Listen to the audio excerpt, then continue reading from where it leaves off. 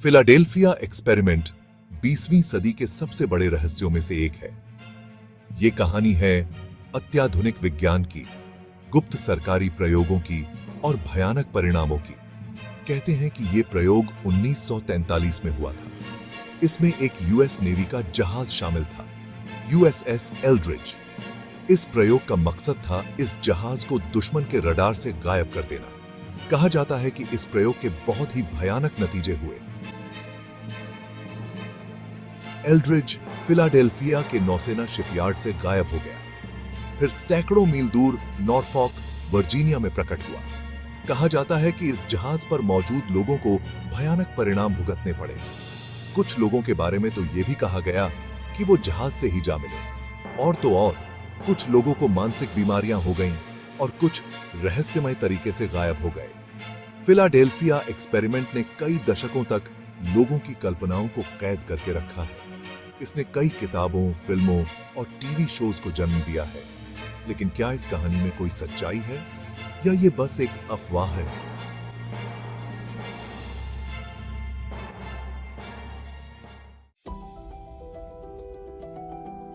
Philadelphia experiment को समझने के लिए हमें उस दौर में वापस जाना होगा जब दूसरा विश्व युद्ध अपने चरम पर था। संयुक्त राज्य अमेरिका की नौसेना अटलांटिक महासागर में जर्मन यू नौकाओं के साथ एक घातक युद्ध में फंसी हुई थी। ये यू नौकाएं मित्र देशों के जहाजों को डरावनी गति से डुबो रही थी। ऐसे में यूएस नेवी को अपनी जीत के लिए किसी भी तरह का फायदे की सख्त जरूरत थी। उसी समय वैज्ञानिक रडार तकनीक में बहुत तरक्की कर रहे थे।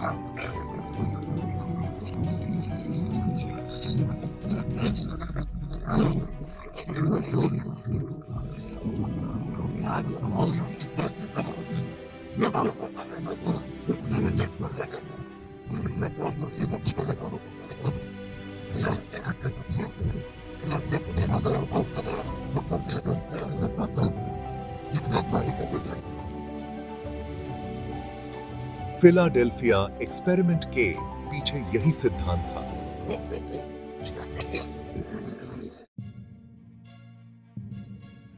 फिलाडेल्फिया एक्सपेरिमेंट की कहानी सबसे पहले 1950 के दशक में सामने आई।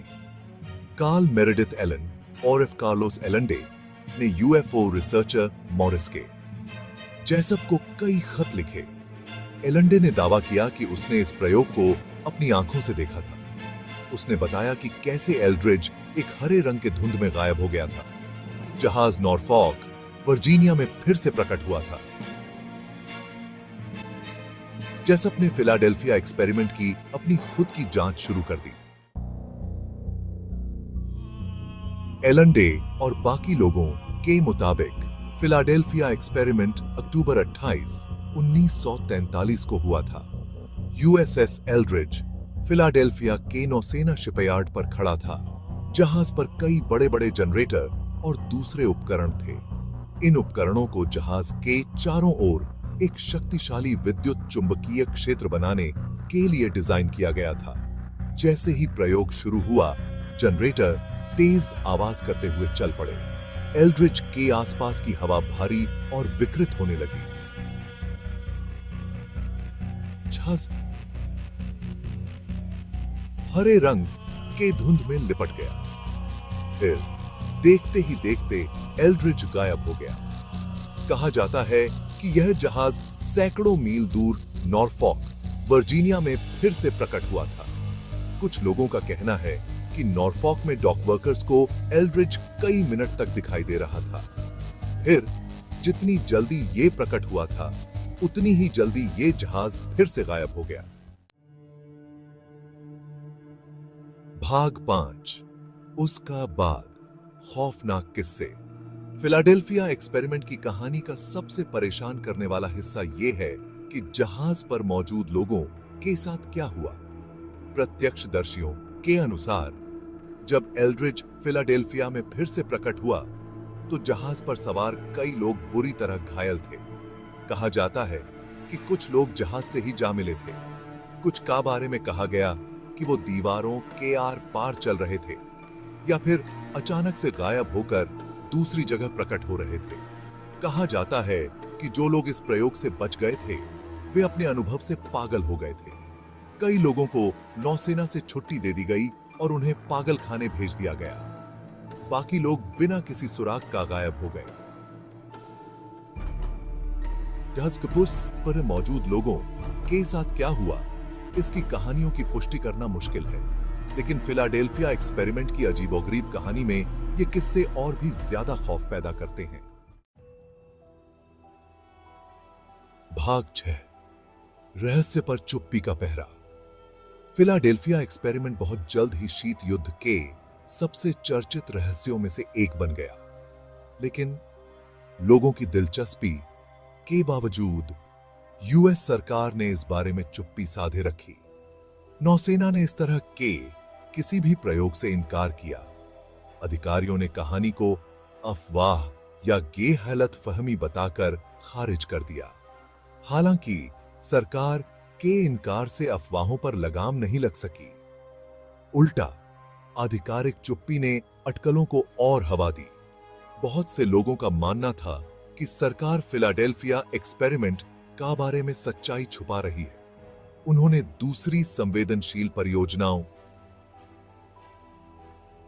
जैसे कि परमाणु बम बनाने वाले मैनहट्टन प्रोजेक्ट का बारे में सरकार की गोपनीयता का इतिहास बताया। भाग 7, सरकार ने एक्सपेरिमेंट से किया इनकार। यूएस नेवी ने फिलाडेल्फिया एक्सपेरिमेंट के होने से बार-बार इनकार किया है। अधिकारियों का कहना है कि इस तरह के किसी भी प्रयोग का कोई आधिकारिक रिकॉर्ड नहीं है। वे यह भी कहते हैं कि भौतिकी के नियम किसी जहाज को अदृश्य बनाना या अंतरिक्ष में एक जगह से दूसरी जगह भेजना असंभव बना देते हैं। इसके अलावा नेवी ने एल्ड्रिच के कथित रूप से गायब होने के लिए एक तर्कसंगत व्याख्या दी है।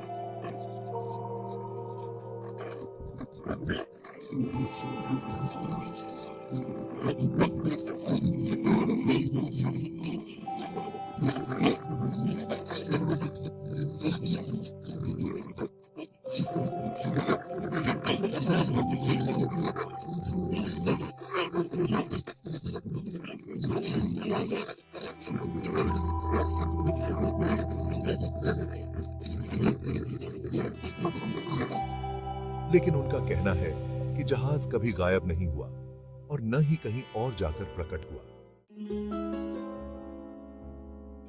भाग 8, सच्चाई का पता लगाना, वैज्ञानिक जांच। वैज्ञानिकों ने भी फिलाडेल्फिया एक्सपेरिमेंट को खारिज कर दिया है। उनका तर्क है कि भौतिकी के नियम कहानी में बताए गए प्रभावों को प्राप्त करना असंभव बनाते हैं।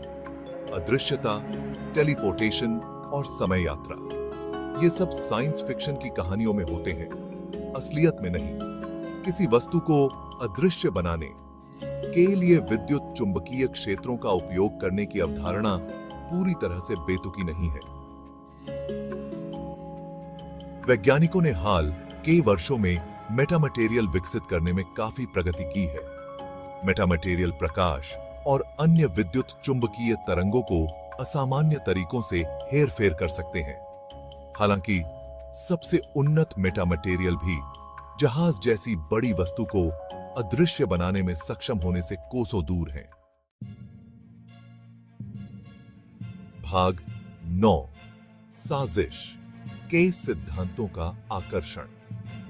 सबूतों की कमी के बावजूद फिलाडेल्फिया एक्सपेरिमेंट लोगों का ध्यान अपनी ओर खींचता रहता है। इस कहानी में एक बेहतरीन साजिश के सिद्धांत के सभी तत्व हैं। सरकारी गोपनीयता, उन्नत तकनीक और भयानक परिणाम। फिलाडेल्फिया एक्सपेरिमेंट भी अज्ञात के प्रति हमारे आकर्षण को दर्शाता है। यह विचार कि सरकार ऐसी तकनीकों के साथ प्रयोग कर रही होगी जो भौतिकी के नियमों को तोड़ सकती है, दिलचस्प और परेशान करने वाला दोनों है। यह बताता है कि ब्रह्मांड में ऐसी ताकतें काम कर रही होंगी जिन्हें हम पूरी तरह से नहीं समझते हैं। भाग 10, फिलाडेल्फिया एक्सपेरिमेंट, सच या झूठ। तो फिलाडेल्फिया एक्सपेरिमेंट की सच्चाई क्या है? क्या यूएस नेवी ने वास्तव में एक गुप्त प्रयोग किया था जिसका परिणाम स्वरूप एक युद्धपोत का टेलीपोर्टेशन हुआ और उसके चालक दल की भयानक मौत हो गई? या पूरी कहानी झूठ है? सबूत बताते हैं कि फिलाडेल्फिया एक्सपेरिमेंट के ज्यादातर काल्पनिक होने की संभावना है। एलंडे और कहानी के दूसरे समर्थकों द्वारा किए गए दावों का समर्थन करने